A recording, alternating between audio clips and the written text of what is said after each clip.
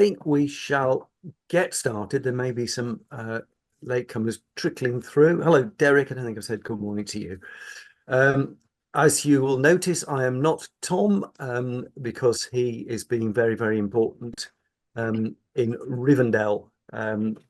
He is visiting the elves, chief elf being Dave Camlin, who's going to talk to us about that particular festival shortly. But we are going to also be talking to lovely folks from Wordsworth Grasmere about the Time Lab, and to Jen and probably Deanne actually about the Harbour Fest, which is coming up. But first of all, a word from our chair, Kate Parry, about some activity that we're going to have going on over the next couple of years, thanks to some fairly substantial funding from the Arts Council. I've just been joined in my camper van by a wasp, so excuse the odd behaviour. Yeah, I'm in the same field as Dave Camlin at Cumberlandia, which is the lovely festival just near Workington, which starts today. And so that's why I'm not at home. But just a reminder that we are launching the See It to Be It project over the next few weeks, which is a 2.5 year pan-Cumbrian project to encourage and support more young people into creative careers in Cumbria.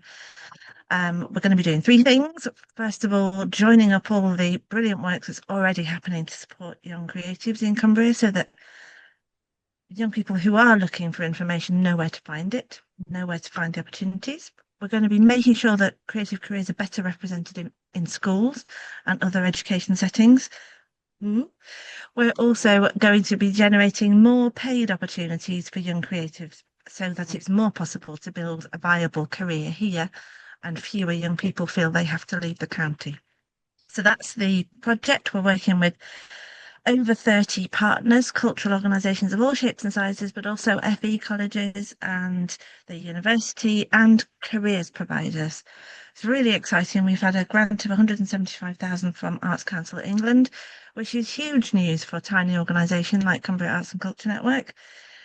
We also have more coming from the local authorities, and that's the bit that we're working on at the moment, so that we can get the total pot of money all ready to go and start to launch the project proper come September. And that's what we'll be taking this next month to get fully organised behind the scenes, set up the structures and the mechanisms to make sure that we can start sharing information and joining up dots, which is really partly what this project is about. It's about a mind shift. A mindset shift so that we all collectively work as hard as we can to create as many opportunities as possible for young creatives. That's what we're doing. So keep your eyes peeled for more information. If you would like a chat about See It to Be It, or you'd like to find out more, we are running 2 information sessions in early September, and that's for anybody who just wants to come and find out about it. We're also still talking to organisations about joining the partnership. It's pretty informal. This is an Arts Council Place partnership project, so it is about working together. If you know organisations who might be interested who are not already involved, we would love to hear from you. How involved is the university? They are one of the delivery partners, so they are formally involved.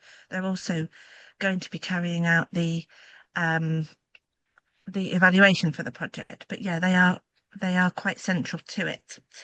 Does that answer your question, Dave?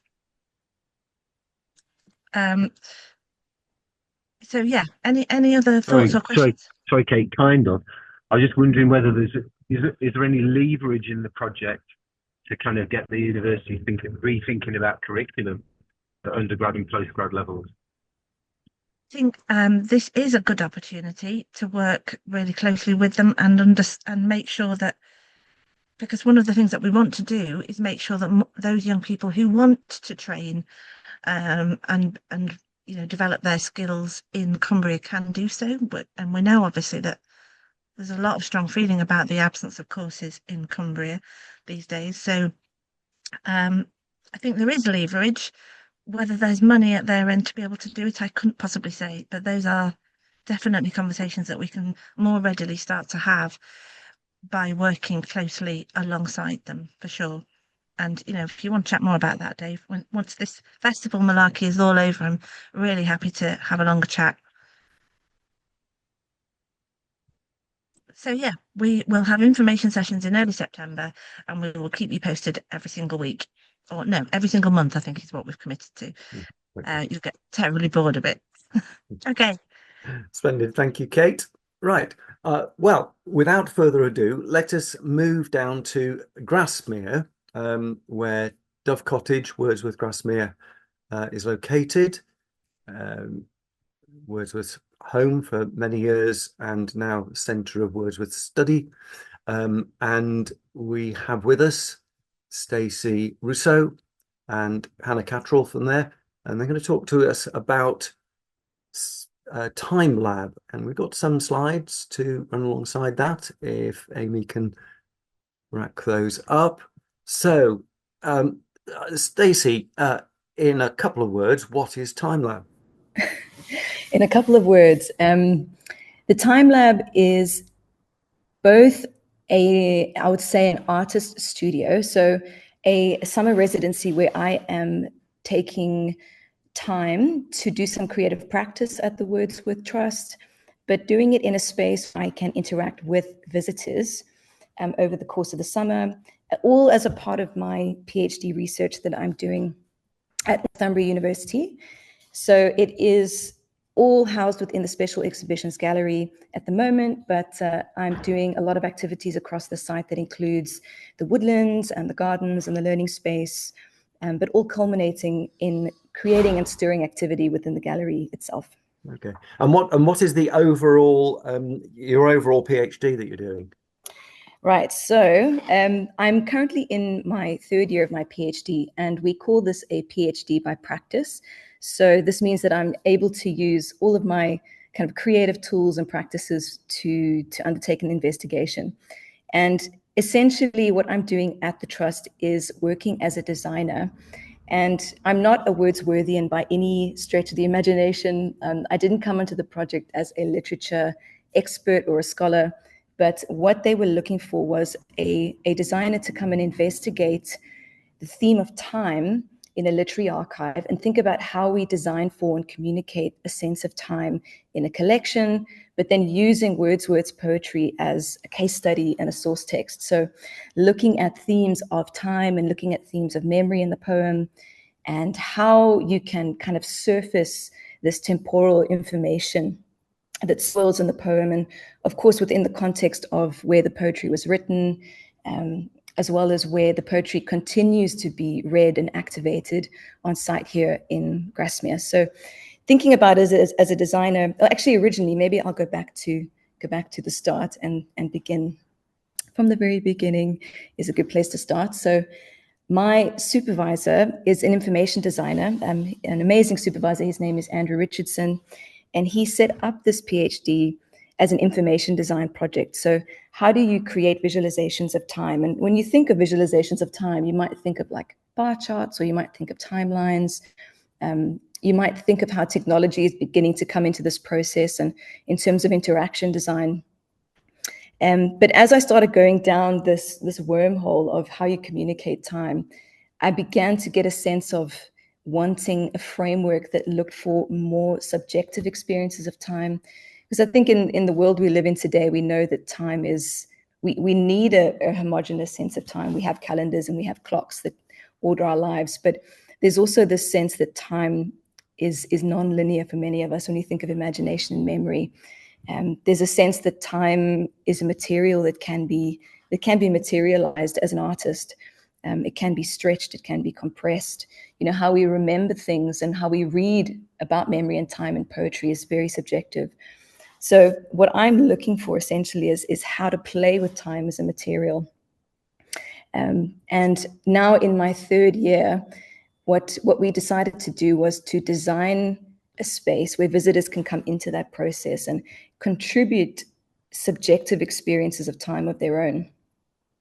And Wordsworth, he was an incredible writer, and particularly with this particular poem that I'm working with called The Prelude. And I'll get to that in a minute. But what we decided to do was design across the summer this exhibition that can evolve and change, beginning with a couple of stages. So you'll see in the slide here, we begin with something like foundations and seating. And what I was essentially looking to do was to make a space where visitors can contribute experiences, whether it's in the form of writing or drawing, and they can leave these fragments, these creative fragments with me in the space that I can then translate into an artwork live in the space and take it through a composition process, and then we will then curate that into a showcase and a reflection at the end. So it's almost like this miniature, I suppose, like a research journey in 5 months. But also a creative project. And what's that? What is the artwork going to be? Do you know yet? Well, yeah, Hannah's busy laughing at me on my left-hand side. So what I am actually hoping to come up with at the end will be some kind of multimodal artwork. So I make music. So I've brought a whole lot of instruments into the space. In my own creative practice, I do a lot of drawing. I use animation and film in my practice. So I think what we're going to end up with is kind of like a portfolio of outcomes that we will then curate down into an experience of some kind. So I would also like to do a series of performances at the end. One of my favorite artists that I take great inspiration from is a South African artist called William Kentridge. And I've been greatly inspired by his creative process and his creative practice. And his outcomes often look very multidimensional, where he'll have projections on a wall overlaid with charcoal drawings, overlaid with sounds. And so this is kind of what I'm seeing coming out of this process. And I think what is really nice about this is that we're seeing the evidence of practice and process happening in the gallery right now. Right. Do you move the slides on? Oh, Proust. Yes. That's a bit of an outlier. And I've included this quote because what I've got in the gallery space is I've set it up like I would my own studio, and I've got a desk that's full of books. And one day when I was out of the gallery, I came back to a postcard that a visitor had left me, and it said, "Where is your Proust?" As if like I've got all these books on time and design and art, and this is one book that I was missing. But I just really love this this quote when it talks about, an hour is not just an hour, it is a vessel full of perfumes and sounds and plans and atmospheres. And what I've really been interested in exploring is how we fill time with these sensory experiences. And Wordsworth does this incredibly well in the Prelude. I don't know how I'm familiar with Wordsworth, our audience is at the moment, but he's got this very unique construct, this very unique idea in the Prelude called a spot of time. If you pop to the next slide, I'll just talk about that. But the spot of time is essentially a powerful memory in one's life. And Wordsworth talks about spots of time as coming from our childhoods, but I think that they can really occur at any time. But they're essentially these moments in our lives that are deep with emotional power. It could be from something that happens to us or something that we see. It can be something joyful and awe-inspiring or something frightening. But the idea is that a spot of time is something that leaves an impression on us and that fills the time with these perfumes and these sounds and the sense of embodiment that stays with us even in the present.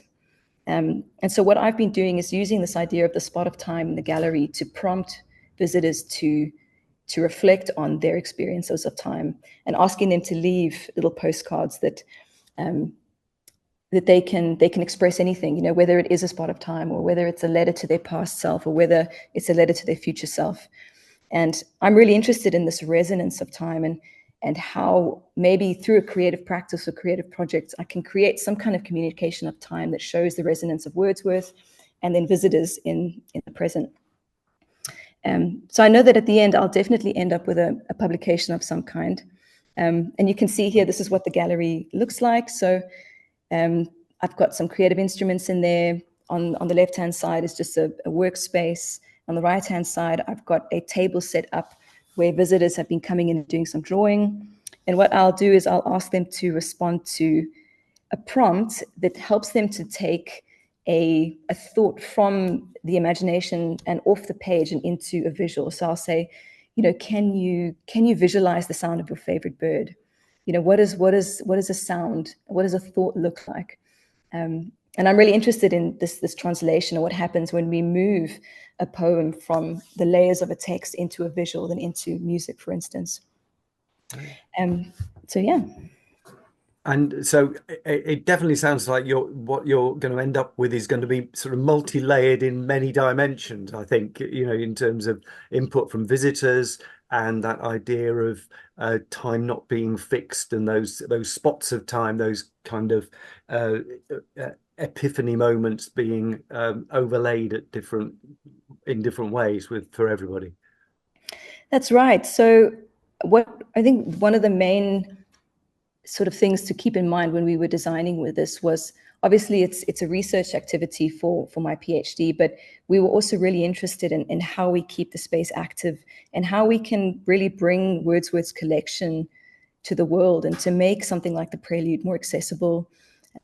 So throughout the last month that I've been in the space, I've been talking to visitors that come in every day and asking them about their knowledge levels and their experiences. And most folks, when they think of Wordsworth, the first thing that comes to mind is the Daffodils. I think that's the poem that folks learn when they're at school. I know that I did, even in South Africa, where I grew up. But when it comes to the Prelude, it is a very dense, monologue that Wordsworth edited throughout his life, from when he was in his late 20s until he died in his 80s. And so helping visitors to find a way into the text has been an interesting challenge. How do you make these points of entry, maybe into particular verses or particular sections that resonate? How do you make these connections? And so even I've just been finding that working with the material and letting visitors look over my shoulder and involving them in my creative process has been creating these connections that have been really interesting and really engaging.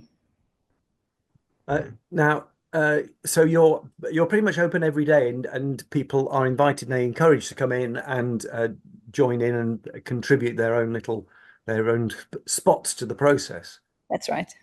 Yeah. And that's right. Sorry, yeah. This goes on until when? September? So I'm going to be working live in the space until, well, actually the space will be open with the time lab until the first week of November. But I'm working live there every Tuesday to Friday, 10 to 3, and at least one other day over the weekend, because at the moment the Wordsworth Trust have got their summer hours, so they're open 7 days a week. But I'm certainly in the space every Tuesday, Wednesday, Thursday, Friday till 3 o'clock.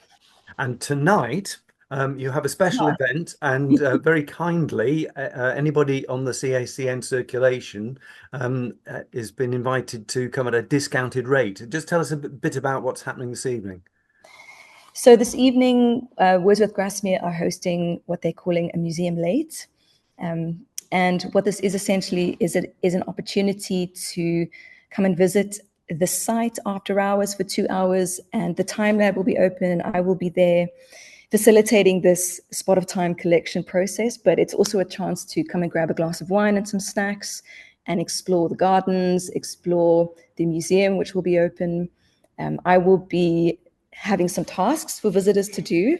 So as a part of this time lab, spot of time collection, I'll be inviting visitors to do some sensory prompts out in the garden. But it's essentially just an opportunity to see the museum and the space after hours and do it in a relaxed way, have conversations with me about the artwork and spend some time together. That's splendid. And Hannah has put all the details in the chat, and people can look through there, and there you are tonight. If you're not at Cumberlandia, you should be at Wordsworth Grasmere. Those are the only two options, basically. Yes, why would you want to be doing anything else? We've got some wine and snacks and some picnic blankets. So even though the weather is looking a little bit overcast, we had billed it as a magical summer evening in Wordsworth Grasmere, and we kind of hope that the clouds will part and we'll still have some sunshine later on. But it would be lovely to see you all there. Lovely, thank you very much indeed. Hannah, is there anything you want to add before we move on to other things people could be doing this evening? Yeah, I've got my microphone turned off so you don't get horrible feedback. Yes, obviously, if you can come and you're not at Cumberlandia, I've put some info in the chat.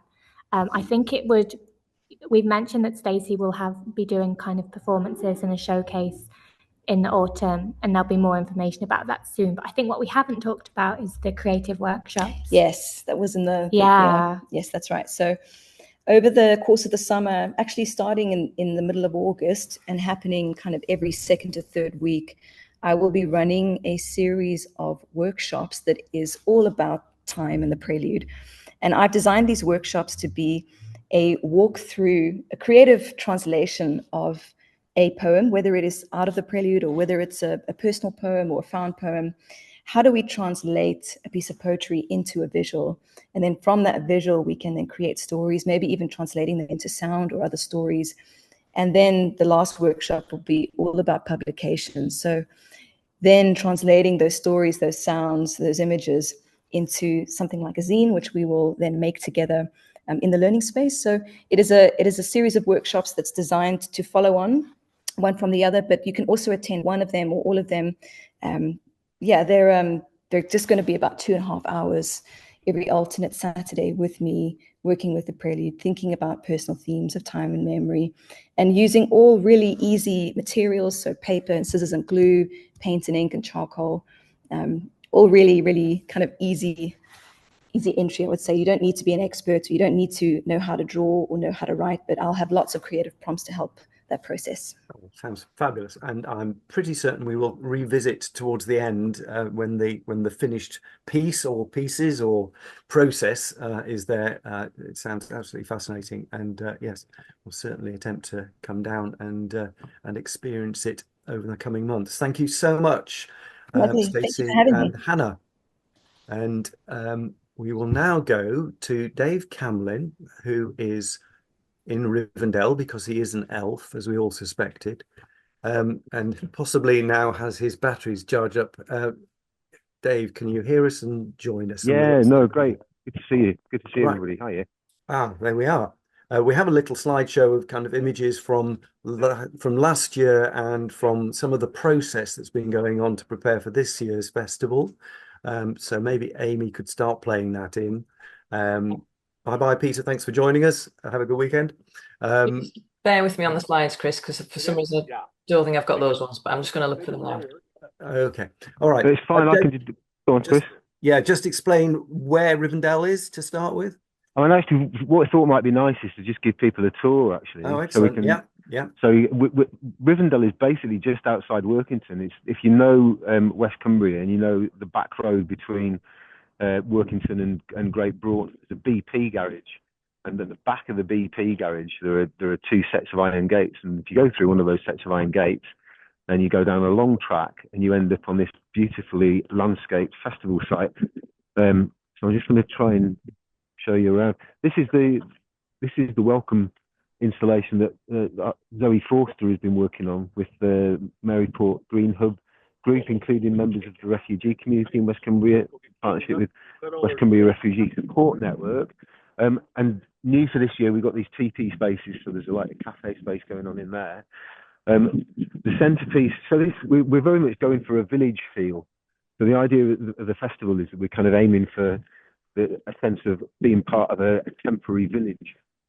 So this is our village green for this year, and this is the wonderful tree that Phil Bradley has made for us this year, which is our kind of logo turned into a beautiful piece of willow sculpture. And what I'll do for people that haven't been to Rivendell, I'll just take you through a little bit. I'll show you I'll poke our heads around the marquee, but not likely to be a lot going on in here. So it's a venue that's set up for lots of events, and it's got like the usual things like the marquee stage. But then the thing that's really nice about the site is it's got these wonderful woodland parts of the site, which with lots of other things in. So I'm just going to take you around some of this. So this is the archway that leads into the glade. We're going to go the back way into the glade, so I can show you all of that. And it's Joanne and Olwen Braniff, who we were good friends of ours for a long time, and we kind of played in a band with Joanne for 20 years maybe. And we were all involved in Soulfest, and Olwen always was passionate about the building side of the festival. So he basically built a festival site in his back garden. So this is the glade stage. We're going backstage. You'll notice it's very rustic and roughshod, I think is the word, isn't it? But this is the glade view from the stage, and it's this beautiful little spot in the middle of nowhere. There are compost toilets over there, and then if we go further up the site, then there's more. Actually, that's a view of the glade stage from the audience's point of view. Lovely spot to play. And then further on at the site, there's just more kind of goodies to discover. So there's a real community vibe about the whole festival. There's a team of people who kind of pretty much live here and are constantly making new things, developing new spaces, putting new structures in, and having the experience. And then there's all these little lovely woodland walks. Place we're calling the Den. This is where we're going to have a busking station. I'll show you inside in a second. It looks quite promising from the outside. It's an old army tent. Lots of camping spaces, you can see. But then inside the Den, we've got this beautiful, lovely little woodland venue for people to enjoy live music, a few guest artists in here, but also space for people to kind of just come and perform their own music. And then right at the top of the site, actually no, not quite right at the top of the site. There is even further than this. Oh yeah. So up at the top, further up, we've got the venue that we're calling the Cumberland Arms, which is basically our pub for the weekend. So this is the Cumberland Arms, with a fire pit for late night singing around the fire this evening, and then this beautiful old shack at the top. I'm not sure if anybody's going to be here.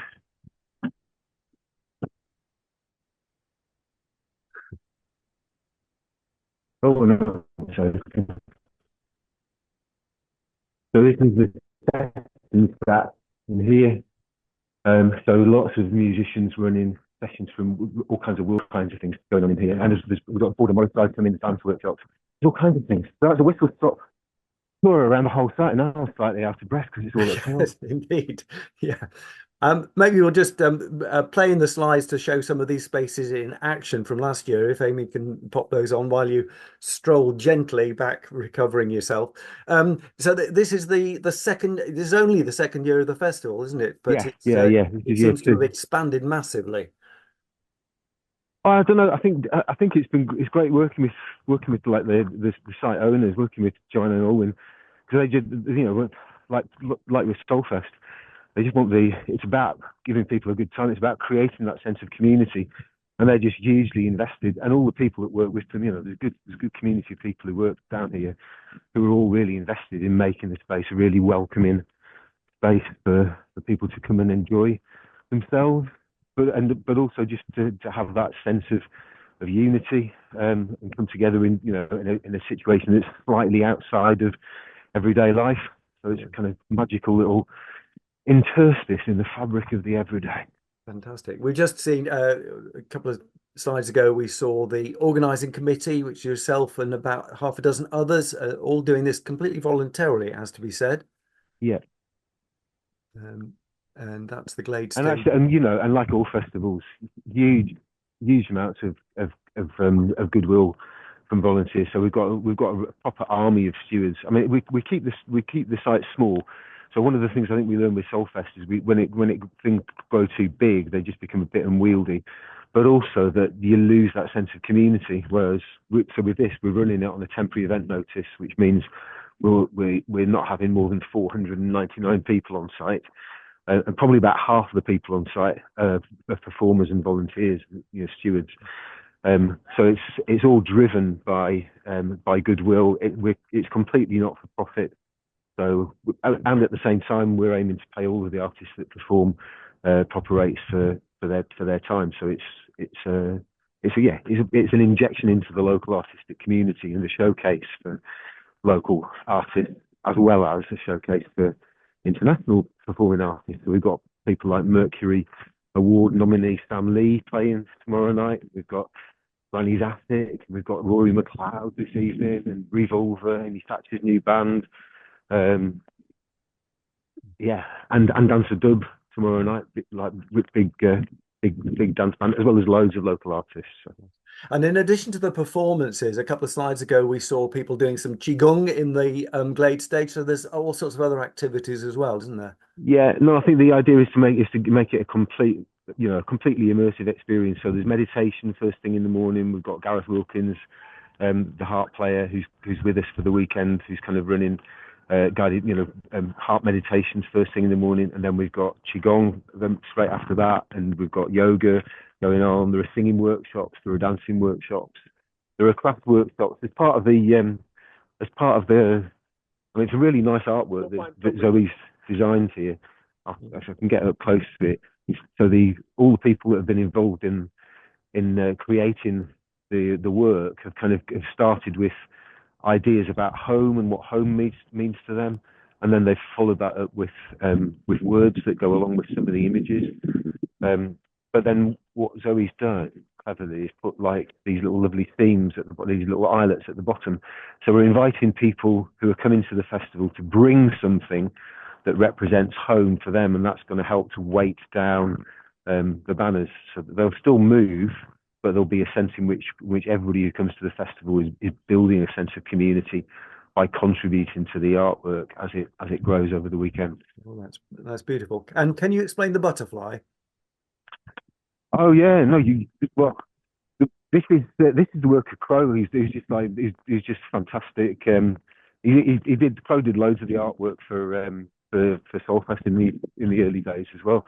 And he just comes up with these fantastic ideas. So I think this is going to be probably the most popular piece of art on site. I don't know if I can do this because we had a slide of that's it.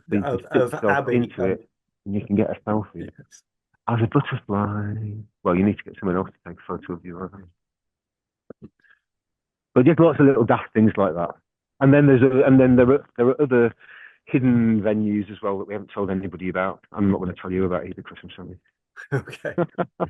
Challenge. Fantastic. And the weather's looking not too bad for the next 2 days, I'm pleased to say. Yeah, well, it never rains at Cumberlandia. We can say that confidently. It never has. Yeah. And there's a range of food offerings as well, isn't there? So people. Yes, no, there's food traders, lovely, nice. Food Malon Proof from Wild Zucchinis. If people remember Wild Zucchinis, is coming to do some of that, and Dose of Chaska are here, as well as the wonderful. I don't know if Stefan's still on the call, but Stefan's wonderful inventive son Greg is here with his amazing human bicycle-powered ice cream. So loads. It's going to be great. It's going to be a lot of fun actually. I know people are dead excited down here. So we're just gearing up, getting ready, putting all the final touches to it. Stewards are arriving to take up their duties, and we're expecting the audience on from about 1 o'clock. And are there still any tickets available, or is it completely booked out? We've got about probably about, not many, like a dozen tickets or so for Sunday. We've got a few day tickets. There are still a couple of weekend tickets if people want to get tickets. So yeah, you can still get a ticket for Cumberlandia. Okay, and Amy has put the link in the chat. Thanks, Does anybody have any questions for Dave before we let him get on with his undoubtedly very busy day? I will, if you want to raise your hand or just shout up.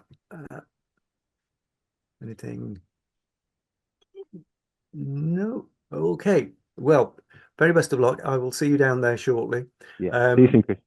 And can highly recommend it, having experienced the joy last year. Thank you very much indeed, Dave. Thanks, everybody. See you soon. Okay, good luck. And we will move on to another festival with a slightly different vibe. Very pleased to have with us Jen Garrick from Rosehill, and Rosehill is the or one of the prime movers behind Harbour Fest, which has been going a little longer than Cumberlandia, hasn't it? I think, Jen. Yes, although not much longer. We're sort of the opposite end in some ways to the scale of festival. So we had approximately 4,500 people on the harbour during last year's festival. Although I don't know how we managed it, but it did not feel like you were just a face in the crowd last year. It was a really lovely, intimate feeling, which was yeah, I don't know how we manage it. I think it's just the amazing people that we work with that make that possible. But yeah, very, very different in sort of style, I would say. And it's sort of spread around in kind of different areas of the harbour, presumably. So Yes, that's right. So we essentially take over Whitehaven Harbour and also spill out into the town centre along King Street in recent years. That's certainly the plan for this year. Um, None of which would be possible without our collaboration with Whitehaven Harbour Commissioners. Deanne's on the call today. We could not do this. It just would not be possible to do this without them being partners in crime on hatching plans and logistics and you name it really. It's such an important collaboration to be able to make Harbour Fest possible, along with lots of other partners. And we take over the whole space, which with the edge now in situ at the far end of the harbour makes the footprint of the festival even bigger. So we go from what locals affectionately, maybe not affectionately, but definitely do refer to as the Tesco end, all the way up, and we'll be right round towards the edge and up onto Wellington Terrace as well, where the National Trust, who are also involved, will be doing activities this year. just explain the edge briefly for people who may not be familiar with it. Oh gosh, well, I'm not sure I'm the best person to give that context, really. Deanne, do you want to say a couple of words just about the Edge, which I don't think will be open, unfortunately, this year, but will be an amazing kind of visual spectacle on the harbour side? Yes, it will. It's been lovingly referred to as the Jawa sound crawler. It's that unusually shaped, designed thing at the top end, just beyond the beacon. It's Cumbria's Coastal Activities Centre, but in reality, it's much more than that. It's going to be a cafe, 16 hotel rooms, changing rooms, showers, a slipway, a meeting room, mezzanine level, the most amazing vista on the harbour. So that's just finishing off. We are in the hands of the council in terms of premises licences and things. So the trials will be happening in August, but realistically open September. But yeah, a lovely, amazing backdrop and 100% open for next year. Right. Yes, Splendid. can't wait. So backdrop this year, but probably lots going on inside in a year's time. Yeah, exactly that. We're sort of treating it a little bit as a sort of giant on-site sculpture, really. We're programming round it. I think it's going to be a real point of intrigue for people as well. And that's the really exciting thing about coming back to the harbour side every year, is that there is always something different. And it's not just what we're adding to it. It's also, what's going on around us. So yeah, that's going to be really account. I mean, the slides we're seeing are from last year's festival, obviously, but I think it gives a flavour of the kind of range of stuff you're doing. Do you want to give us a taste of the performances and activities that are going on this year? Yeah, absolutely, I will. Although I'm getting really bad feedback, so I'm so sorry, everybody. If my signal is terrible, I apologise. I will turn my video off. You're coming through loud and clear, I have to say, so that's good. Oh, good. Okay, that's fine. Well, I'll keep rabbiting on. You just look at the pretty pictures in that case. So yes, this is the fourth outing of the festival. What you're looking at are images from last year. My goodness, the weather really came through for us. We were very lucky. We've put an order in for great weather this year as well. So if everyone can just keep manifesting that on our behalf, we would really appreciate it. The lineup for this year has not been officially revealed in all its detail. We're obviously, I'm still in denial that it's happening. I can just about say it's happening next month, so it's far enough away that I'm not in panic mode just yet. But I can say that we're going to have the Cumbrian premiere of a really exciting new circus performance. We've also got live music, live art, giant puppetry, creative activities galore, more than I could possibly list today. So loads and loads of opportunities to get involved and be creative with an extraordinary bunch of artists and creative practitioners. We're going to have community stalls. We've got a makers market happening in collaboration with Teg Retail that's going to be along King Street. We're going to have walkabout performers, and also really excitingly, someone else who's on the call this morning, we're going to have a new work from Ragged Edge Productions, our very own Stefana Screed, at the Rum Story in the evening. So we're going to treat that as the unofficial after party of Harbour Fest this year. And that will be ticketed. So make sure you do grab your tickets for that, because I think it's going to be fantastic. I don't know if Stefan wants to reveal a little bit about that at all. Well, he's partly costumed up, so I think he should. Oh. It's the mystery of the Pirate Lagoon. Very exciting. So comedy radio play on stage with the audience getting the chance to reach their inner pirate. And the Rum Story is where we're doing it, which couldn't be better.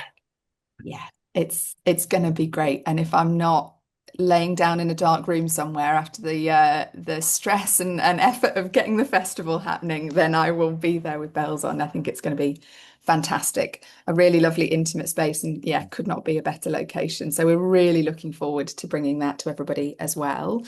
I haven't crunched the maths yet, so you'll have to bear with me, but I estimate that roughly 75 to 80% of the performers, organisations, staff, stewards, everybody that makes Harbour Fest possible are Cumbria based. So we're really drawing on local creativity in a very real way for this. You know, we bring in exciting and unexpected things from outside, but we draw a lot on our own creative community. Yeah, I think it's going to be really, really great for people to come and see that in reality, you know, in person.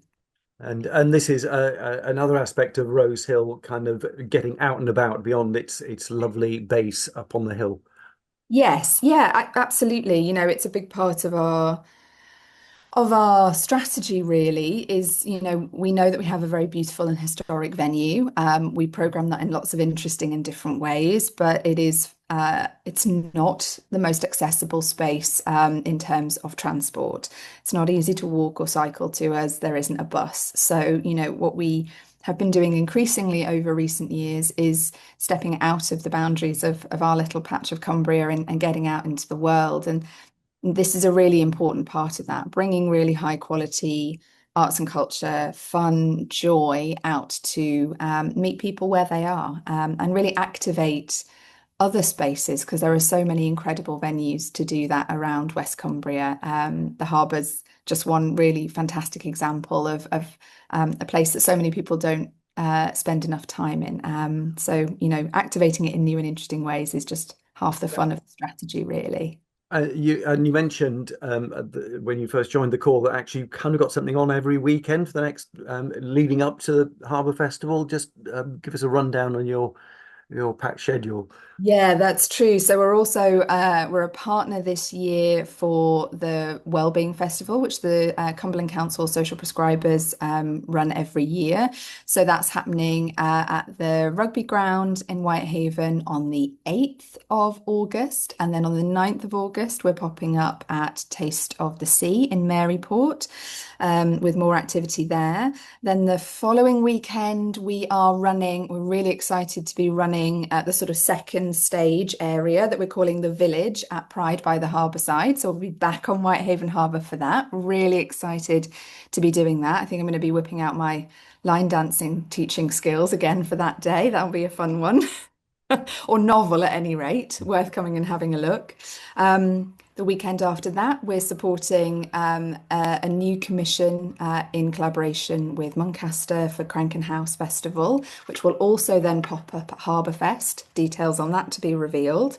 And then it's Harbour Fest, if we're still all breathing by that point. So yeah, it's going to be, and that's just the stuff that we're involved in. There are so many other festivals and activities going on right the way across Cumbria this year that is just, yeah, what a lovely thing to not be able to get to them all.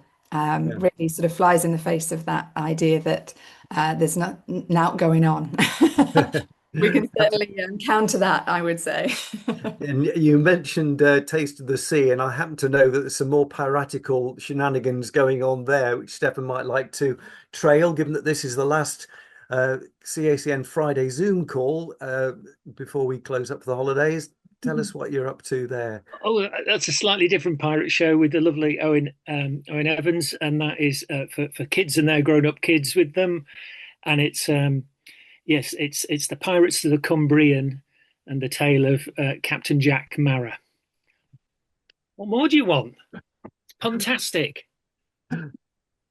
Deanne, would you like to add anything further about Harbour Fest before we get distracted with Stefan's oohing and ahhing? I genuinely don't know how I can follow that. I'll do a very poor attempt. Yeah, I mean, just really to encourage everybody to come down. So it was very important to us. I'm proud to be one of the remaining founder members of Harbour Fest from 4 years ago. It's quite frightening, really. But it was really important for us to make it free and accessible and, very much available to people of all demographics to just come down and take part. And it was born out of the pandemic, really, around the events that have been successfully held outside, and very much with the Rosehill on the Road programme, and then collaborating with the Harbour Commissioners as well. So we want to get families of all ages, of all backgrounds, and really people are accused, like Jen touched on before, people are accused of not engaging with the arts, and they do, and often they don't realise they are.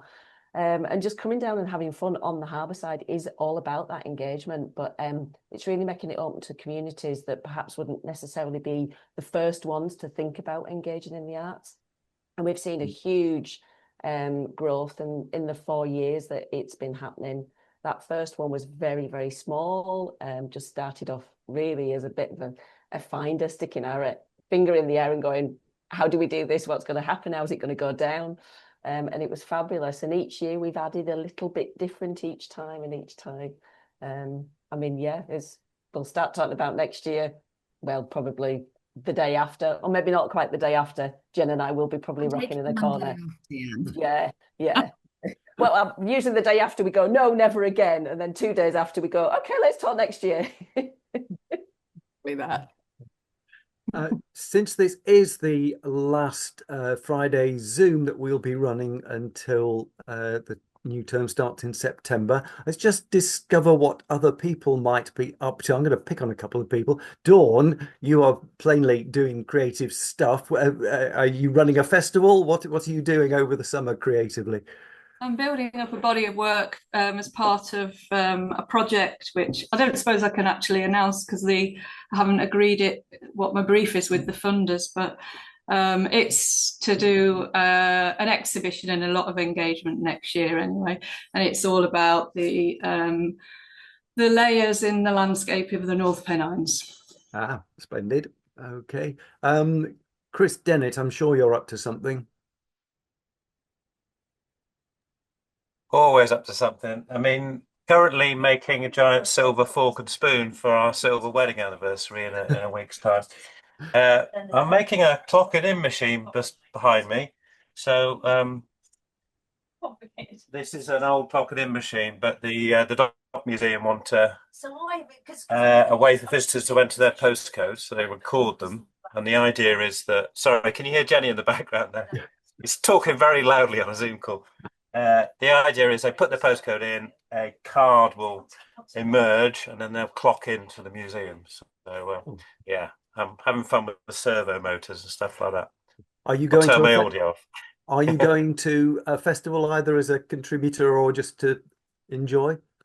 Well, we're building up to Lantern Fest, so we just started kit packing last night. So Lantern Fest will be coming up shortly, so I'll be building up towards that. Marvelous. And Donna Campbell, what's your creative plans for the next month? I'm working on with the children in the Brewery Arts summer camp. I'm creating an artwork for a lantern with Lakeland Arts for Torchlight, and really Torchlight is my big thing of my celebratory arts work, and I create a lot of giant lanterns. Usually, I do stuff over with the community over the summer, and then in September I work for 3 weeks in with Kendall College with I don't know, usually well over 100 students creating a lot of amazing stuff for the night. So that's probably Torchlight is quite uppermost because that's the big thing, and then there's smaller things happening around that. Okay, yeah, and it'll soon be Christmas. Anne Blankson Hemans, whereabouts are you, and what might you be doing over the summer? Hi, I'm in Whitehaven, and I'm resident artist at Rosehill. And actually, this summer I'm doing something sort of really interesting that happened kind of as kind of serendipitous because I've spoken with Deanne and Katie and Louise at the Wrong Story. Basically, as part of my residency at Rosehill, I proposed that I do it's a series of paintings, sketches, and a bit of filmmaking, all to do with the project is called Fragments of Belonging, and it's to do with my living here in Whitehaven, moving here voluntarily. But since I've been here, I've discovered things about Whitehaven that I didn't know. I was born in Ghana in West Africa, and I found out through the rum story that there was a lot of slave trade between Whitehaven, West Africa, and the Caribbean.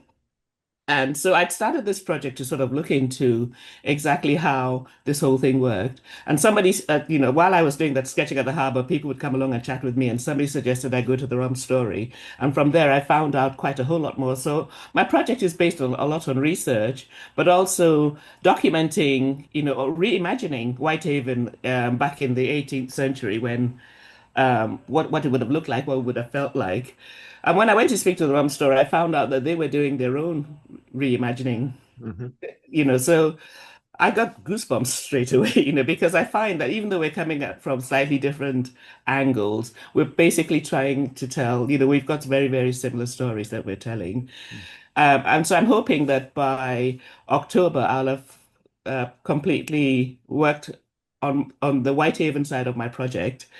I know that the Rum Story want to get something done for early next year, January, February 2026. So the first bit of mine will be this. It's called Fragments of Belonging, Whitehaven Reimagined. And depending on how much more funding I get in subsequent years, I'm hoping to do the same in Cape Coast, where my family are from, because that's where a lot of the slaves were taken from. There's a big castle there, Cape Coast Castle, and there's a door called the Door of No Return, with lots of tunnels and dungeons and things like that where the slaves were kept. And so I'd like to be able to explore the archives on that side, and hopefully, maybe in a year's time, to do the same in Antigua or somewhere like that. Yeah, that's my project. So that's going to keep me busy. I think we might revisit that at some point in the autumn. Yeah. So I'm hoping to be able to exhibit it at the Rum Story. I've had a chat with them. So there'll be a film presentation, not a very long one, and an exhibition of the works, and hopefully a triptych of the different, imaginings that have come through my mind as I've been exploring this. Yeah, lovely, those connections that emerge. Phil Hewitson, who's just refreshed himself. What are you up to over the summer? Hi, Chris. Well, we've got the Wild on the Wall music festivals happening this weekend as well, so I'm helping out doing some of the open mic shenanigans today, Saturday and Sunday. And then later on in August, we've got the pop-up bookshop at Talking Tarn near Brampton. So we take over the little boathouse there, and hopefully people come along and buy books from us. When is that exactly? That's going to be the 8th to the 14th of August. 10 till 4 p.m. Weekdays, and I can put information on the Facebook page. Lovely, thank you very much. Just got a couple of minutes. Anybody else doing something or making something happen that we should know about before we sign off for the summer holidays? if not, or while people are thinking about that, I'll just flag up. We mentioned it, I think, briefly last week. CACN is managing on behalf of the Music Hub a series of workshops for young people, 8 to 14-year-olds, chance to have a go at music if they haven't done already, but if they already play an instrument, they're very much encouraged to bring that along. They'll be working with a fantastic outfit called Bollywood Brass Band. So they will be playing percussion and tune percussion and keyboards, and as I say, any instruments they already play, and discovering the pop music of India and creating pieces collaboratively. And that's happening 2 days each in Millom and Maryport and Kirkby Stephen and Alston in the middle of August, starting the 15th of August. Do spread the word if you know any people of that kind of an age who might like to come along and have fun for a couple of days. Just seeing what's popping up in chat. Oh, right, yes, Jen Garrick would like volunteers. So have a look in chat. And yes, Amy has put links to the music sessions that we have on our website there. It is 29 minutes past, and I will honour Tom's tradition of bringing this in spot on within the hour. So unless anybody's got anything else vital to contribute, thank you very much for joining us. Have a fantastic summer wherever you are. As we now know, there are so many creative experiences and opportunities to get involved down at Wordsworth Grasmere and within the festivals, I think. So have a lovely, relaxing and creative time over the next month or so, and hopefully see you back in September. Thanks a lot.